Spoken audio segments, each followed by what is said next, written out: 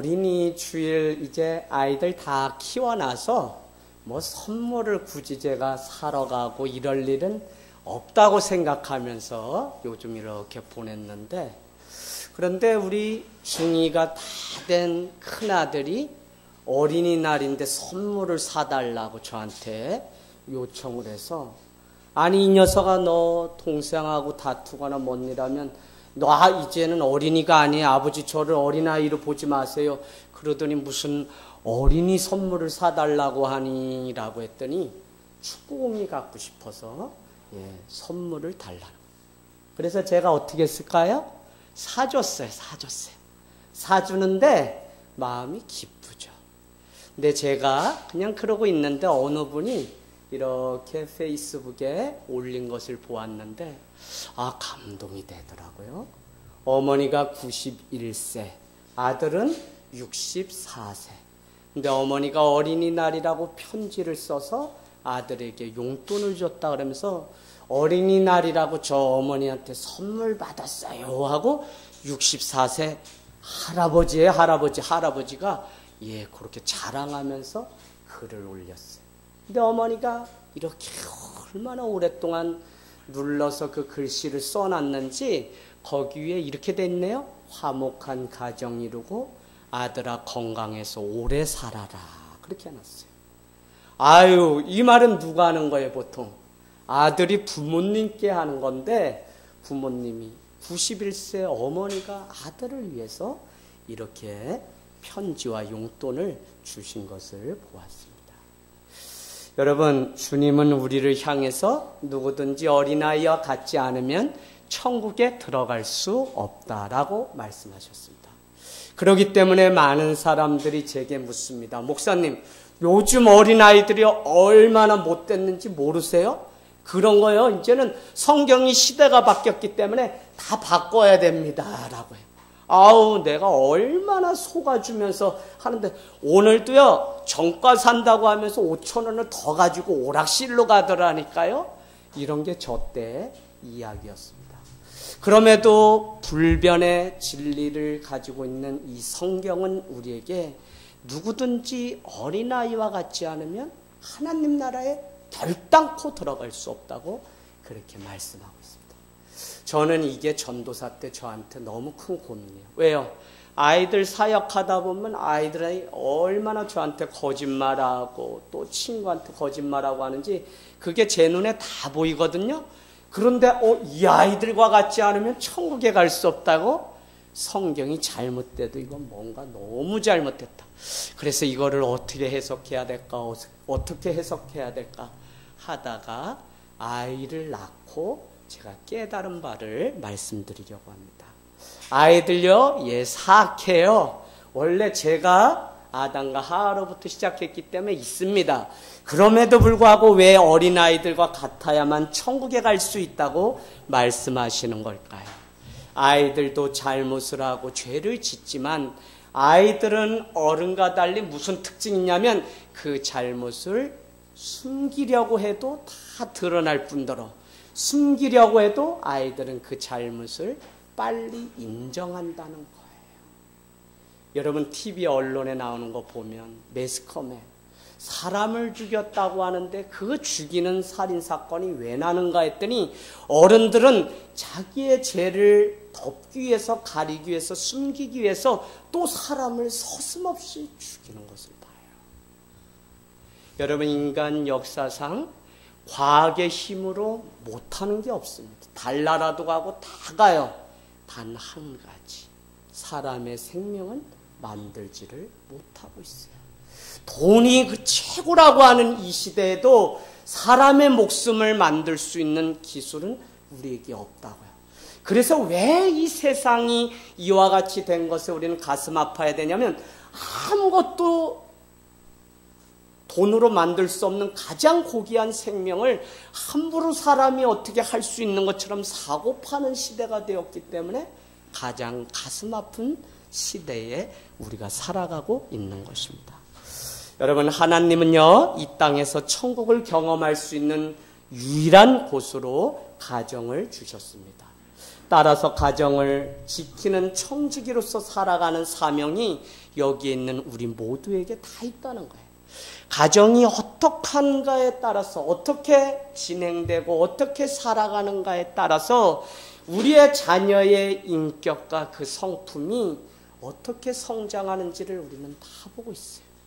이미 나 자신조차도 여기 안에 아직도 버리지 못한 분노와 그 상처 쓴뿌리가 남아있는 것을 보면 일찍이 부모로부터 가정 환경 안에서 만들어진 그 상처 덩어리, 그 흔적을 여전히 가지고 살아요. 주님 믿은 지 20년, 30년 돼도 바뀌지 않는 뭔가 한 부분이 있는데 누군가 말하면 그 내 아킬레스건을 건드려서 그것에 불현듯 화가 나고 분노가 치미는 것을 우리는 보게 돼요. 왜 그래요? 상처가 우리 안에 있기 때문에 그렇습니다. 그러나 그 많은 것들이 어디서 다 이루어진 것이냐면 가정이라고 하는 곳 안에서 만들어졌어요.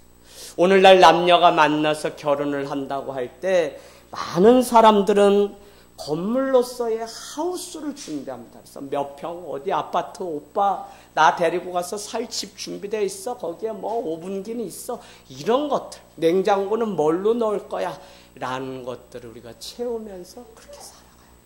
그런데 정작 우리가 결혼을 해서 준비해야 될 것은 뭐냐면 우리의 정서적 안정과 쉼과 안식이 있는, 마치 천국과 같은 지지해 줄 수 있는 하우스가 아니라 홈이라고 하는 가정이 준비되어야 하는데 우리는 그렇지 못한 것을 많이 보게 됩니다.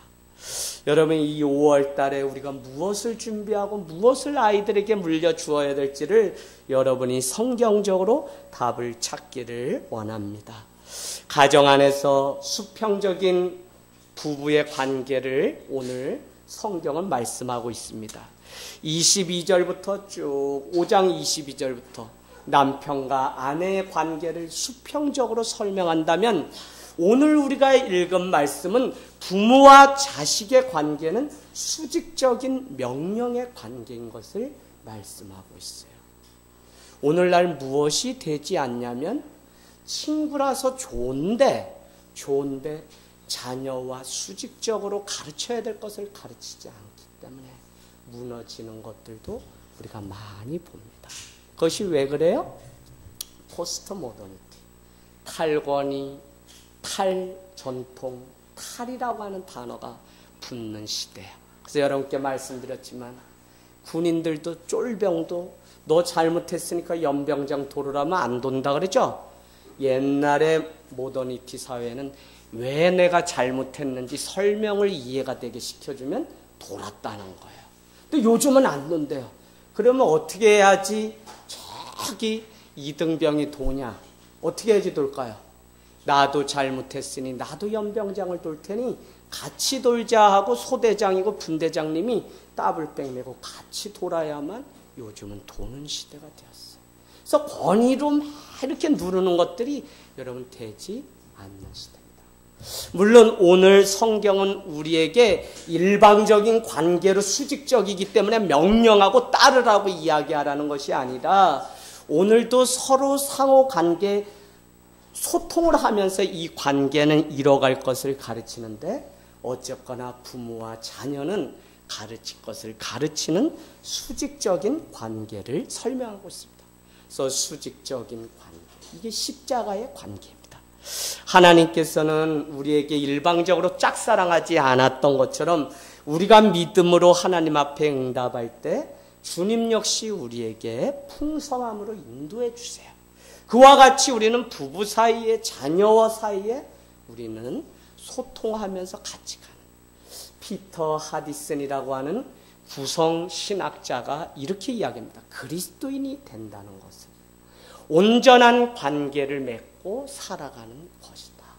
무슨 얘기냐면요, 오늘날 부자지간 부부 또 사제지간 너무 많은 관계가 다 깨어졌기 때문에 그리스도인이 된다는 것은 다른 것이 아니라 온전한 관계를, 특별히 화목제로 이 땅에 오신 예수 그리스도를 따라 막힌 담을 허는 그 삶을 통하여 화목해 하는 그것만이 주님이 우리에게 주신 명령이라는 것입니다.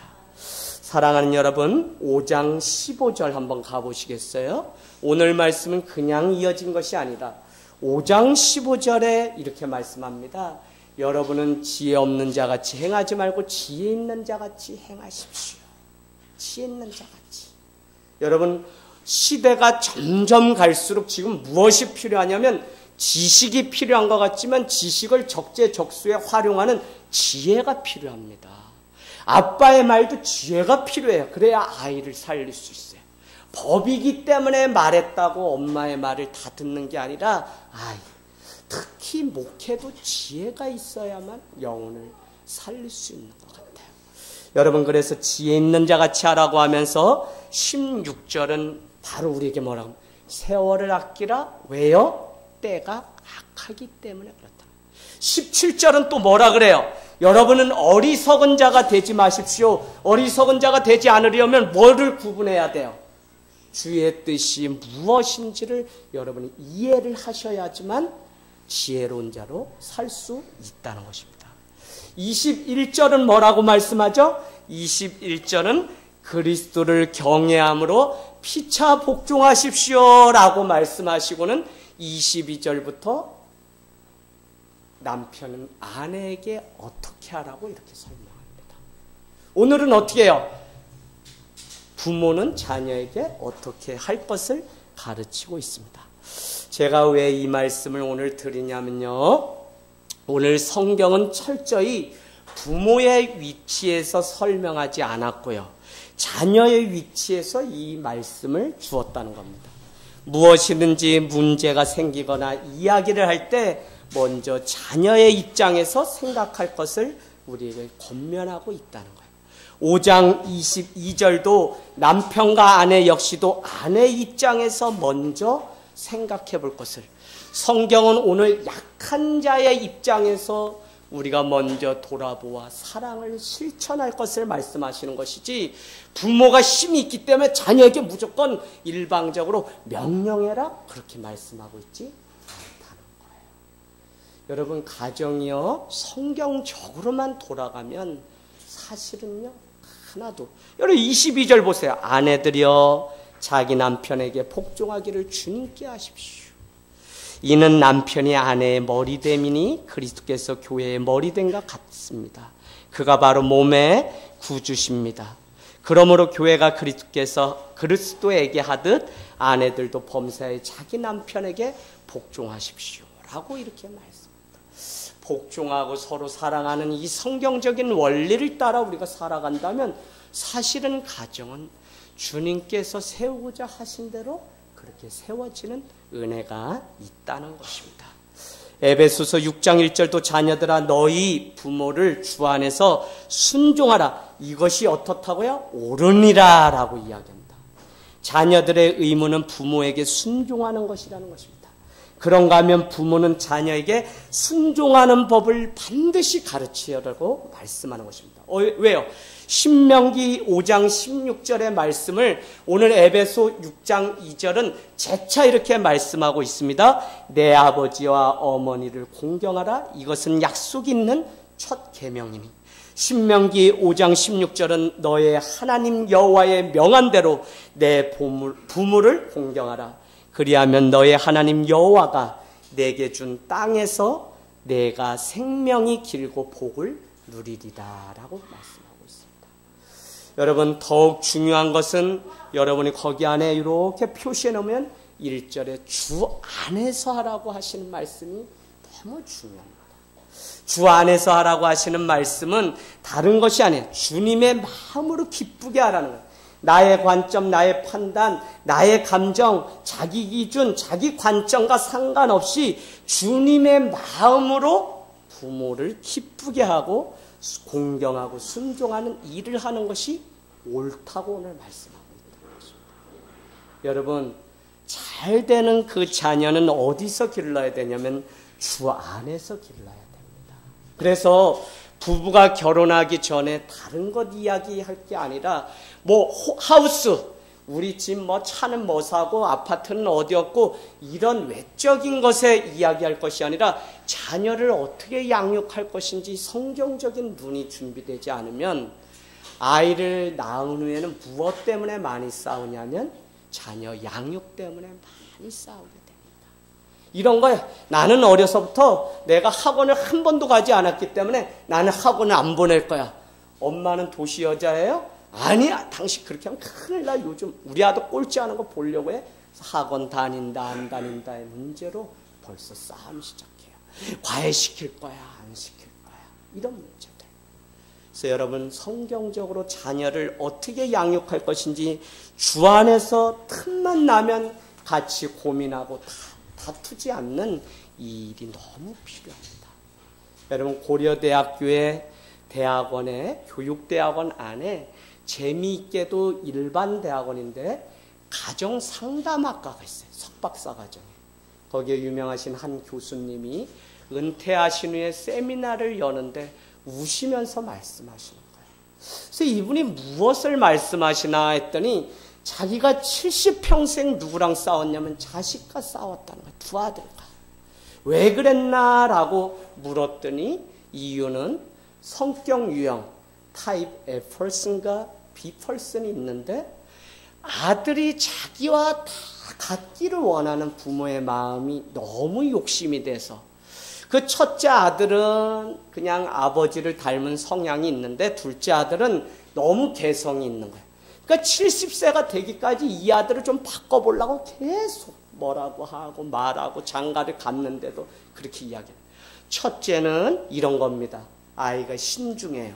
아이가 무엇을 하든지 미리 준비하는 성격. 숙제를 내도 한 달 전에 미리 준비하고 차분합니다. 그런데 둘째는 뭐냐면 나 숙제 선생님 다음 주에 해다 드릴게요. 선생님 뭐 하나 더 해다 드리면 A는 맞을 수 있는 거죠. 뭐 이렇게 아이가 성격이 이런 거예요. 근데 아버지 눈에는 자기와 다르기 때문에 너무 아이가 덤벙덤벙 살기 때문에 세상에 나가면 어떻게 살까? 사람들에게 손가락질 당하지 않을까? 그 아이를 70세가 되기까지 어린아이처럼 아들의 성격을 바꾸려고 그렇게 살았다는 거예요. 그분이 막 후회를 합니다. 성경적으로 주 안에서 아이를 가르쳐야 되는데 내가 내 성격대로 아이를 가르치려고 하다 나도 내 인생이 피곤하고 그 아이의 삶도 얼마나 피곤했는지 모릅니다 라고 말합니다. 여러분, 우리가 잘 아는 룻은 남편을 잃고 시어머니를 따라 새로운 고향 베들레헴으로 가게 되었습니다. 우리가 잘 아는 것처럼 여자 셋이 시아버지가 잃고 두 며느리는 어떻게 해요? 남편을 잃게 되었습니다. 그런데 다 남편들을 잃고 시어머니를 따라 룻과 오르바가 나오미를 따라 베들레헴으로 가는데 어머니가 갑자기 생각해 보았는데 이건 아닌 것 같아요. 그래서 이렇게 이야기합니다. 며느라야, 지금이라도 좋으니 빨리 내 아버지가 있는 고향 모압 땅으로 돌아가라. 이렇게 이야기하는 거예요. 그랬더니 이 이야기를 얼마나 기다렸는지 둘째 며느리는 어머니 진짜나요? 진짜나요? 진짜나요? 그러다가 진짜라고 했더니 모압 땅으로 가버렸습니다. 저는 제가 이 룻기를 통해서 늘 마음속에 가장 큰 인사이트는 아직 내 인생의 본론은 오지 않았다는 것과 또 하나는 하나님 편에서 볼 때 가도 끝까지 가야 별로 도움이 되지 않으면 주님은 그냥 거기서 헤어지게 하신다는 걸 알게 됐어요. 제가 사람에 대한 욕심이 얼마나 많은 사람인지 모릅니다. 어머니의 성향을 받아서 남이 나한테 뭐라고 이야기하면 그렇게 속이 상해서 잠을 못 자던 사람입니다. 그런데 제가 성경 말씀으로 자꾸 돌아가서 제 자신을 보니까 하나님이 끝까지 가게 하실 사람은 룻과 같이 어려운 환경을 뚫고라도 가게 하시고 그렇지 않은 사람은 그냥 자기 고향으로 속히 돌아가게 한다는 사실을 알게 되었어요. 그러니까 어떻게 목회를, 사람을, 영혼을, 성도를 다 주님께 맡기는 깨달음이 제 안에 온 것입니다. 어쨌거나 오늘 그렇게 하는데 며느리 룻은 이렇게 오는 거예요. 어머니의 하나님이 나의 하나님이요 어머니의 백성이 나의 백성입니다. 어머니가 죽는 곳에서 나도 죽겠습니다 라고 하면서 아니 남편도 없는데 그 어머니가 살던 고향 베들레헴 이스라엘을 향해서 묵묵히 따라가고 오르바는 자기 고향으로 가게 되었다는 것입니다. 여러분, 부모를 향한 이 순종이 있었기 때문에 오늘 룻이라고 하는 여인은 그 어머니의 고향에 갔다 보리 이삭을 먹기 위해서 주스러 갔다가 한 남자를 만나게 되므로 그곳에서 놀라운 일들이 있게 되는데, 바로 그 배를 통해서 이새를 낳게 되고, 이새는 다시 다윗을 낳게 되고, 다윗을 통해서 예수 그리스도가 이 땅에 오셨다는 사실을 우리는 잘 알고 있습니다. 여러분, 우리가 부모님을 공경하는 것은 약속이 있는 첫 계명입니다. 신명기 5장 16절, 너의 하나님 여호와의 명한 대로 내 부모를 공경하라. 그리하면 너의 하나님 여호와가 내게 준 땅에서 내가 생명이 길고 복을 누리리라 라고 말씀합니다. 모세는요, 부모 공경이 하나님과의 계약 관계처럼 설명을 해요. 그래서 부모와 자녀와의 관계도 하나님과 언약 관계했던 이스라엘이 그렇게 죽게 하듯 순종하였던 것처럼 자녀들이 부모에게 순종하도록 가르쳐야 된다.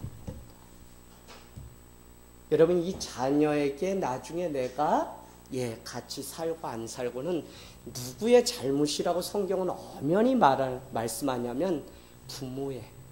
오늘 특별히 4절에 나오는 교훈과 훈계로 양육한 것이 있으면 그 자녀는 부모를 공경할 것이고, 그것이 아니라 내가 세상적으로만 이 자녀를 위하여 가르쳤다면 여러분은 그녀 자녀의 열매를 먹을 수가 없습니다.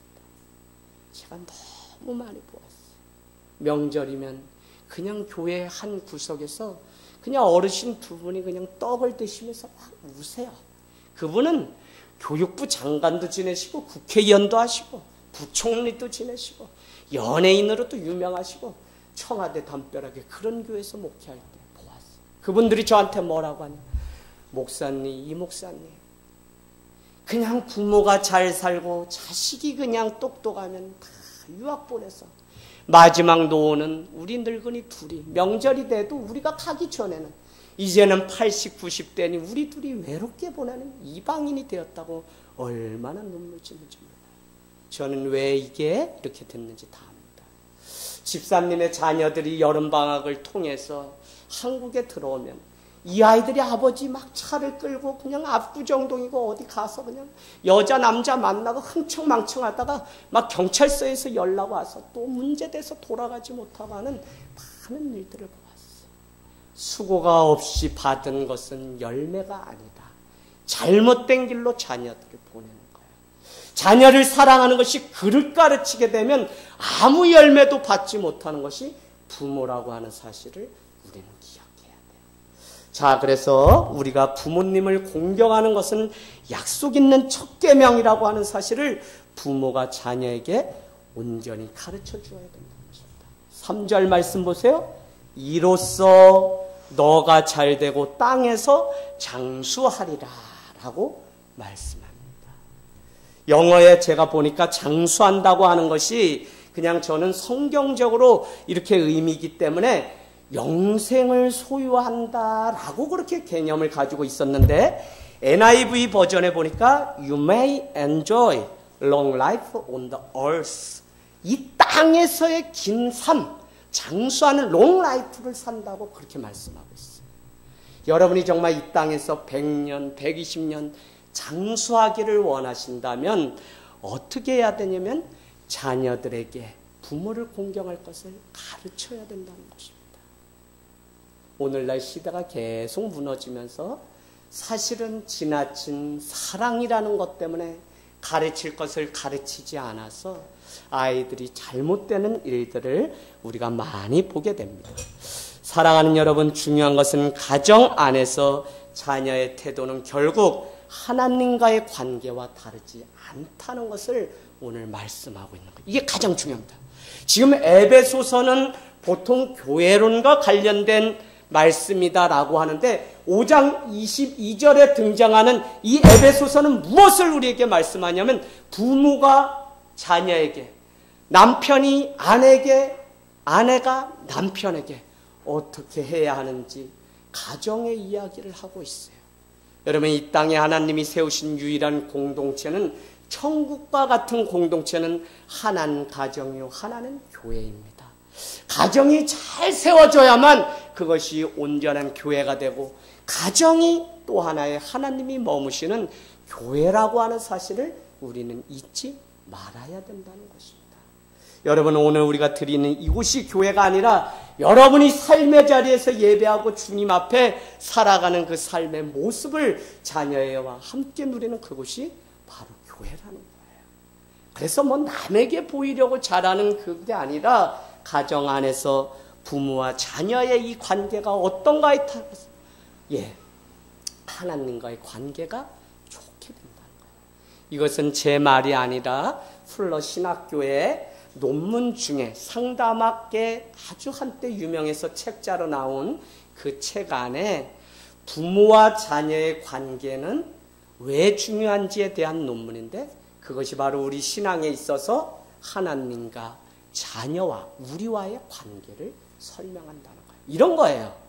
부모와 자녀의 관계가 비뚤어져서 아버지가 매일 매를 들고 때리고 분노를 하고 화가 나면 아무리 내가 예수를 믿고 거듭난다고 해도 나에게 하나님은 어떤 분으로 느껴지냐면 인자하시고 사랑 있는 분이 아니라 언제든지 내가 잘못하면 때리시고 나를 벌 주시는 그 하나님으로 왜곡된 하나님상을 가지고 살아간다는 거예요. 그래서 여러분, 자기가 더 열심히 어떻게 해야만 사랑받을 수 있고 부모님께 사랑받을 수 있다고 생각했던 사람은 하나님께도 신앙을 계속 행위적인 믿음으로 뭘 드려야만, 뭘 해야만 하나님이 우리를 사랑하신다고 했기 때문에 계속 노력하는 신앙으로 바뀝니다. 그 삶이 끝이 있어요? 없어요. 주님은 오늘 와서 안식하라고 했지 너가 무엇을 하려고 먼저 하라고 하지 않았어요. 이것은 마가복음 3장에도 산에서 기도하시고 제자들을 불러서 첫 번째는 뭐를요? 함께 있게 하려고 우리를 부르셨다고 말씀하셨거든요. 무슨 사역을 많이 하라고 교회를 세운 게 아니라 하나님이 함께 하시고 싶어서 오늘 우리를 불러주신 곳이 에클레시아입니다. 여러분, 이 개념이 여러분에게 잘 돼야만 여러분이 하나님의 자리에 늘 머물고 그곳이 은혜가 임하고 그것 가지고 세상에 가서 열심히 살아서 승리하는 것이지 뭘 자꾸 해야만 되는 신앙은 힘이 들어요. 저도 여러분 처음 신앙생활을 하면서 이래야 된다고 생각했어요. 그래야만 이쁨을 받는 줄. 그래서요, 거짓말하리나 교회를 가는 그 주부터 무엇을 했냐면 새벽 예배 7번 다 나가요. 금요 철야 나가요. 수요 예배 나가요. 구역장 예배예요. 토요일 청년 예배 나가요. 주일 예배 오전 오후에요. 일주일에 제 예배가 17번, 17번. 그러면 1년이면 전요 예배. 그 외에도 얼마나 연합 예배, 구역장 예배, 예배가 얼마나 1300번 이상의 예배를 드려요. 근데 제 삶에는 기쁨이나 아무것도 없는 거예요. 왜 그렇다는 거예요? 주님과의 누림이 먼저 되지 않아요. 요한일서 1장 4절, 너희가 예수 그리스도 안에서 누림과 사귐이 가능하다는 사실을 알려주려고 내가 이 편지를 너에게 쓴다라는 것이 요한일서 1장 3절 4절의 내용입니다. 여러분, 주님 안에서 누리시기를 축복합니다. 주님 안에서 날마다 여러분의 삶의 자리에 교제가 있어 보세요. 사춘기라서 띡띡 이거 아니야. 주님과의 관계가 끊어져서 자기 감정이 앞서니까 부모에게 말을 그렇게 하는 거예요. 왜 고집을 쓰냐면요, 얘 좋아요. 자아가 생기는 거니까 좋아요. 그런데 그릇된 고집을 쓰는 이유는 무엇이냐면 그걸 우리는 반항이라고 하는데 가르칠 것을 가르치지 않았기 때문에, 하나님과의 관계가 왜곡되었기 때문에 이와 같은 일들이 있습니다. 혜인아, 그래서 어떤 남자 만나야 된다 그랬어요? 주 안에서 어떻게? 훈련을 잘 받은 남자. 하나님 안에서 훈련받지 않은 사람과 결혼하게 되면 그 훈련을 내가 받아야 돼. 어떤 사람은 평생 울면서 받는 게 뭐냐면 훈련되지 않은 사람과 사는 게 힘들어. 그래서 제가 목회하면서 왜 하늘땅교회가 교회가 가족같이, 가정이 교회같이라고 하는 연구 목표를 가지고 가정 살리기 사역들을 많이 하냐면, 다른 데 있지 않아요. 가정이 회복되기 전에는 우리 아이들이, 여러분 가만히 보세요. 오늘날 아이들의 문제가 뭐라 그래요? 가정교육이 되지 않기 때문에. 가정교육이 안 되는데 학교로 보냈는데 학교 교육도 요즘 안 돼요. 때리면 큰일 납니다. 그런데 이 아이들이 교회로 보내줬는데 최전방에 있는 곳이 교회인데, 교회에 오면 신앙을 가르쳐야 되는데 교회에 오면 뭐부터 가르쳐야 될까요? 감사하다고 인사하는 거, 안녕하세요 인사하는 것부터 가르쳐요. 이거 다 어디서 배웠어야 돼요? 가정에서부터 배웠어요. 근데 부모가 그것이 되지 않고 부모가 상처 덩어리로 있으니까 아이의 인격을 그냥 함부로 하기 때문에 이 아이도 왜곡된 채로 그냥 그렇게 사는 거예요. 여러분, 좋은 가정을 이뤄가기를 원합니다. 가르쳐야 될 것을 가르치지 않게 되면 그 아이를 방치하는 일이 되고, 분명히 마지막에 그 부모는 자녀 때문에 눈물을 흘리게 돼요. 왜요? 자녀를 가르칠 것을 가르치지 않고 해야 되는 것과 하지 말아야 되는 것, 되는 것과 안 되는 것을 가르치지 않음으로 인해서 그 아이가 사람과 세상에 다른 사람에게 불편을 주는 존재가 되니까 미움을 받게 돼요. 절대 우리 아이들을 여러분 사랑한다는 이름 때문에 다른 사람에게 불편을 주는 존재로는 만들면 그 아이도 잘못되고 부모의 인생의 열매도 없다는 것을 여러분이 아셔야 됩니다. 여러분, 자녀가 부모에게 순종하고 공경을 해야 한다면 부모는 자녀를 노엽게 하지 말라는 것입니다. 청소년의 문제는 부모로부터 받은 상처 때문일 때가 많다는 거예요. 어느 분이 쓴 글귀에 이런 글귀가 있습니다. 꾸지람 속에 자란 아이는 비난하는 것을 배운다. 미움을 받으며 자란 아이는 미움을 배우며 자라고, 매를 맞으며 자란 아이는 폭력을 휘두르며 살아가게 된다. 놀림을 당하며 자라난 아이는 수줍음을 타게 되고, 사랑을 받으며 자란 아이는 사랑할 줄 아는 사람이 되고, 용서받은 경험이 있는 아이는 남을 용서할 줄 알게 되며, 관용 속에 자란 아이는 참을성 있는 아이가 되고, 격려를 받으며 자란 아이는 자신감을 갖게 되고, 칭찬을 받으며 자란 아이는 감사를 알게 되고, 공정한 대접을 받으면서 자란 아이는 올바름을 배우게 되고, 안정 속에 자란 아이는 믿음을 갖게 된다. 마지막, 기도로 자란 아이는 희망을 꿈꾸게 된다. 그러면 계속 이것도 저것도 못하는 아이로만 책망을 당하다 보니까 아이가 아무것도 혼자 할 수 없게 되었어요. 우리도 이제 아이를 키우고 그러니까 상담도 받고 이렇게 해보면 선생님이 중요한 이야기를 해요. 아이가 혼자 자기 주도로 할 수 있도록 믿어주되 목표를 정해놓고 그것만 이루면 그냥 칭찬을 해주라는 거예요. 근데 부모가 자꾸 자기의 기준으로 이놈의 새끼 이거 이렇게 했는데도 안 되고 이거 했는데도 안 되고 자꾸 하니까 아이가 자존감이 바닥이 나서 뭐든지 못하는 아이가 자기 자신이라고 그렇게 생각하면서 산다는 거예요. 이 아이가 얼마나 비참하겠습니까? 여러분, 우리의 자녀들이 왜 상처를 입었어요? 아니, 여기 있는 부모 세대인 내가 왜 상처를 받았는지 여러분이 보세요. 여러분 때 예수 믿고 그 상처를 끊지 않으면 다른 사람을 불편하게 할 뿐만 아니라 무례히 행하게 되고, 상처가 내 안에 있으면 하지 않은 것까지 상상해 생각해서 남에게 무례하게 하는 삶을 살게 됩니다. 그걸로 자녀에게 대하면 자녀가 또 그렇게 세상을 가슴 아프게 살아가요. 여러분, 우리 자녀들이 왜 상처를 입었냐면 부모님들이 하나님이 주신 권위를 대부분 잘못 사용하기 때문에 그렇습니다. 부모의 권위는 은혜 앞에 두어야 되는데 지배하려고 하는 습성이 있어요. 그래서 아이를 내 마음대로 하려고 하기 때문에 자신의 소유물처럼 여기면서 평생을 살기 때문에 아이와 다투는 거예요. 그래서 여러분, 어떤 가정은 심지어 이런 가정도 있어요. 오면 나이가 몇 살인데 30, 40 훌쩍 넘어서 아이를 둔 가정의 아빠가 되었는데 그 아들이 말을 듣지 않으니까 이제는 재산을 준다 안 준다 돈의 문제를 가지고 자식을 조종하려고 하는 어린애 같고 유치한 가지 있어요. 저는 우리 어머니가 저한테 뭐 그렇게 이야기하시고 그냥 애시당초 그냥 어머니 안녕히 계세요. 저는 떠나겠습니다. 아유, 어머니가 지금까지도 저를 잘 가르쳐 주셨는데 뭘 또 물려주시려고 그랬어요. 어머니 그것 가지고 어머니 아버님 오두막집 촛불은 초원이에요. 잘 사세요. 그 돈을 보지 않았다는 거예요. 왜요? 부모님이 내 인생 마음껏 살아라. 뭐든지 하면 너는 다 할 수 있다고 가르쳐 주었기 때문에 그 돈에 휘둘리는 인생이 아니었다는 것입니다. 여러분, 10대들이 교회를 회피하는 5가지 진짜 이유라고 하는 페이스 익스피리언스라고 하는 책자 안에 샤렌 라이너라고 하는 목사님이 쓴 5가지 안에 이런 글귀가 있습니다. 10대들은 하나님께서도 교회에 나타나시지 않기 때문에 교회에 나오지 않는다. 이해가 돼요, 그죠, 아버님? 이해가 막 돼요.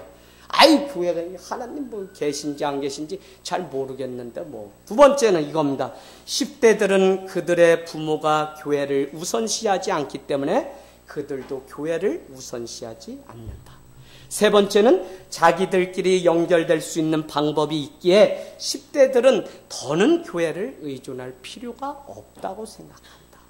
4번째는 교회에 다니지 않는다고 특별히 교회 다니는 아이들과 다를 바가 없기 때문에 교회에 다니지 않는다. 5번째는 작은 것들을 중요시하면서 관계성이 없는 이들의 열심히 교회들의 많은 10대들이 질려있다.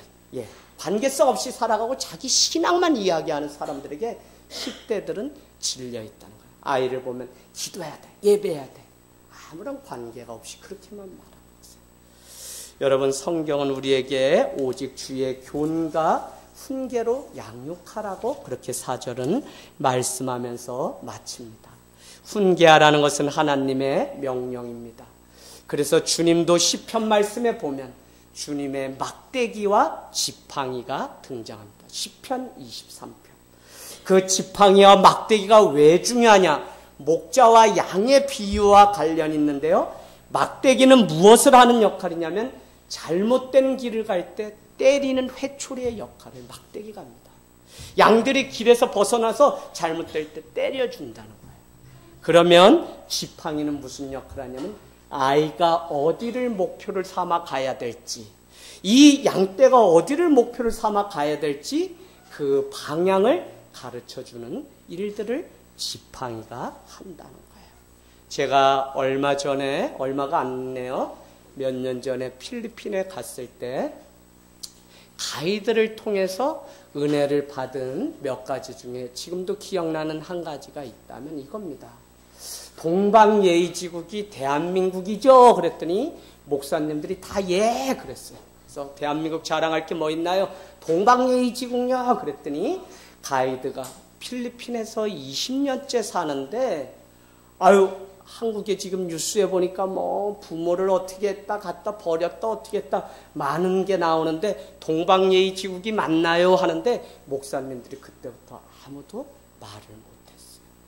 그런데 여러분, 필리핀이라고 하는 나라가 얼마나 재밌냐면 여러분, 이 아이들이 자라면 꼭 부모님의 생활을 책임진다는 거예요. 그래서 필리핀이라는 나라는 아이들을 왜 많이 두냐면 이 아이들이요 일찍 딱졸은 딱 국민학교만 졸업한 걸 딱졸이라고 하는데 그렇게 졸업하게 되면 그 아이들은 가서요 다 시집장가 가도 부모를 일평생 먹여 살린다는 거예요. 그래서 용돈을 드리고 뭘 하고 한다는 거예요. 아, 필리핀을 제가 다시 보았습니다. 그러면서 가이드가 가장 가슴 아픈 것이 효도 관광으로 필리핀에 한국 사람들이 오게 되는데 부모님을 마사지 집에 버리고 가는 것을 1년에 몇 차례씩 자기는 보았다는 거예요. 여러분, 이게 현실이라는 거예요. 자, 왜 이런 일이 일어날까요? 부모가 자녀를 주의 교훈과 훈계로 책망하고 가르치지 않기 때문에 그래요. 사랑하는 자녀일수록 잠언서에 보면 매를 대라고 이야기합니다. 여러분, 뭐 때리라는 게 아니에요. 그만큼 자녀의 바른 길을 갈 수 있도록 부모가 잘 준비해야 되는 일들을 가르칩니다. 우리 아이들은 스펀지와 같아서 부모가 가르친 것을 받게 되고, 더 중요한 가르침은 다른 것이 아니라 부모가 앞서서 걸어가는 그 그림자를 보고 자녀도 따라간다는 것입니다. 그래서 여러분께 언젠가 말씀드렸지만, 그냥 부모가 할머니 할아버지를 지게를 가져오더니 그 바소골 위에 앉으시라 그러시고 모시고선 어딜 가더니 그냥 그곳에, 제주도 이런 곳에 버리고 그냥 오시는 거예요. 그랬더니 그 지게까지 다 버렸는데 아들이 그렇게 이야기하더라는 거예요. 아니, 아들이 이 지게를 지고 오더라는 거야, 버렸는데. 그래서 부모가 아들한테 이야기하기를, 너 그 지게 왜 가지고 와? 그랬더니 뭐라고 했다는 거예요? 이제 좀만 지나면 아버지 엄마도 이 지게 제가 저다가 갖다 버리려고 그래요 라고 했다는 거예요. 여러분, 말로 가르치는 게 아니라 오늘 성경은 우리가 정말 어떻게 살아야 되는지 근본적인 삶의 문제를 이야기하고 있습니다. 오늘 우리가 걸어간 그 발자취를 따라 나도 상처가 많고 나도 얼룩진 게 많은데 정말 안타까운 것은 무엇이냐면 예수를 우리가 믿잖아요. 나도 사랑이 부족한데, 나도 사랑을 못 받고 살았는데 예수를 우리가 믿잖아요. 하나님의 사랑, 하나님의 그 지지로 우리가 회복되어서 우리의 자녀들을 주 앞에 잘 걸어갈 수 있도록 막대기와 지팡이를 가지고 잘 양육하는 삶이 되기를 주님의 이름으로 축복합니다.